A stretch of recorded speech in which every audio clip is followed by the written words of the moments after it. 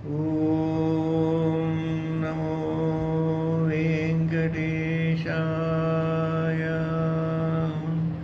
प्रातः स्मरामि रमया सह वेङ्कटेशं, मन्दस्मितं मुखसरोरुहकान्तिरम्यं, माणिक्यकान्तिविलसन्मकुटोर्ध्वपुण्ड्रम्, पद्माक्षलक्षमणिकुण्डलमण्डिताङ्गम्, कमलाकुचतोषुककुङ्कुमतो नियतारुणितातुलनीलतनो, कमलायतलोचनलोकपतेर्विजयी भव वेङ्कटशैलपते।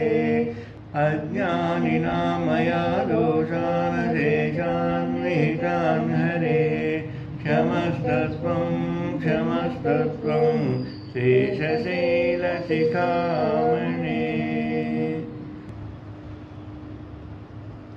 श्रीधराधिनायकं श्रितापवर्गदायकं, श्रीगिरीशमित्रमम्बुजेक्षणं विवक्षणं, श्रीनिवासमादिदेवमक्षरं परात्परं, नागराट्गिरीश्वरं नमामि वेङ्कटेश्वरम्।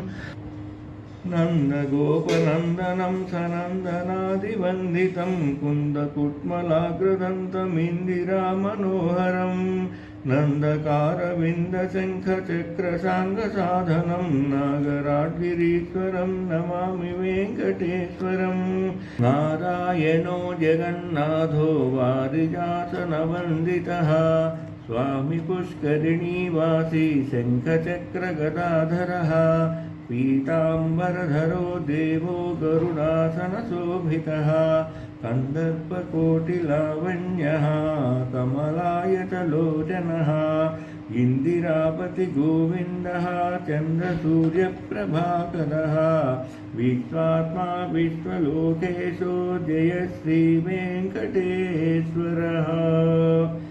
श्रीशेषशैलसुनिकेतन दिव्यमूर्ते, नारायणाच्युत हरिनलिनायताक्ष, श्रीलाकटाक्षपरिरक्षित सर्वलोका, श्रीवेङ्कटेश मम देहि करावलम्बम्।